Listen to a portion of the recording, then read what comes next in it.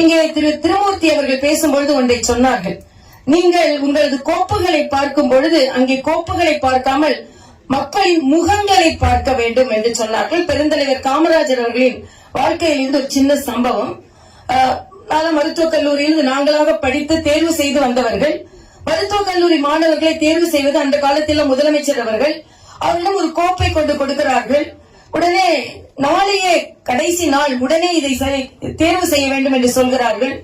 எல்லோரும் நினைக்கிறார்கள் முதலமைச்சராக இருக்கின்ற காமராஜர் அவர்கள் 2 நாள் 3 நாட்கள் எடுத்துக் கொள்வார்கள் என்று. இவ்வளவு பெரிய ஃபைல் 1 மணி நேரத்தில் அப்பொழுது உங்களை போன்ற ஒரு மேலதிகாரியை கூப்பிட்டு நான் தேர்ந்து விட்டேன் என்று சொல்லுகிறார். எப்படி 1 மணி நேரத்தில் இவர் படிப்பவர்களை தேர்வு செய்தார் என்று சொல்லும் பொழுது பெருந்தலைவர் சொல்கிறார், நான் அந்த கோப்பை அப்படியே திருப்பி பார்த்தேன். பெற்றோரின் கையெழுத்து என்று இருக்கின்ற இடத்தில் எங்கெல்லாம் கை நாட்டு இருந்ததோ இந்த குழந்தைகளுக்குத்தான் மருத்துவ கல்வி தேவை என்று உடனே முடிவு செய்தேன்.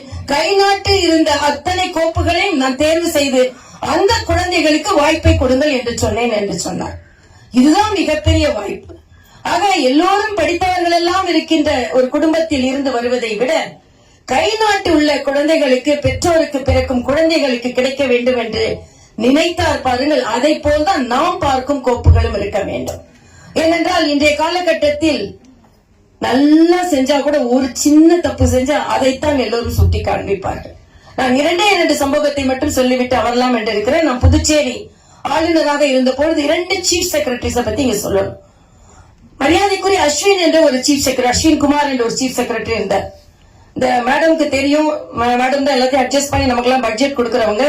Year ending, financial year ending வந்த போது என் கூட ஏறக்குறைய தூங்காமல் 14 மணி நேரம், நான் அப்பதான் எல்ஜியா போயிருக்கேன், மார்ச் வந்துருச்சு, 14 மணி நேரம் என்னோடு உட்கார்ந்து 300 கோடி ரூபாய் அளவிற்கு எந்த விதத்திலும் நஷ்டம் அடைந்து விடக்கூடாது என்று முழுவதுமாக அதை பணி செய்தார். ஆக நேர காலம் தவறாமல் பணியாற்றுகின்ற IAS அதிகாரிகள் இந்த நாட்டிற்காக தேவையானவர்கள். அதனால் அந்த மாநிலம் வளர்கிறது. அதே மாதிரி அடுத்த ராஜீவ் வர்மா என்ற ஒரு IAS அதிகாரி, நாங்கள் 10 நாட்களில், இன்று நாமெல்லாம் ஏழை மாணவர்களுக்கு தமிழகத்தில் 7.5% நீட் தேர்வில் அவர்களுக்கு இடஒதுக்கீடு இருக்கிறது. அதே போல புதுச்சேரியில் 10 நாட்களுக்குள் எங்களுக்கு இடஒதுக்கீடு என்று மரியாதைக்குரிய பாரத பிரதமர் அவர்களுக்கும் உள்துறை அமைச்சர் அவர்களுக்கும் கேட்கும் பொழுது அவர்கள் 10 நாட்களில் அவர் எப்படிப்பட்ட கோப்புகளை எப்படி தயார் செய்ய வேண்டும் என்று தயார் செய்து அதன் உடனே பெற்று தந்தார்கள்.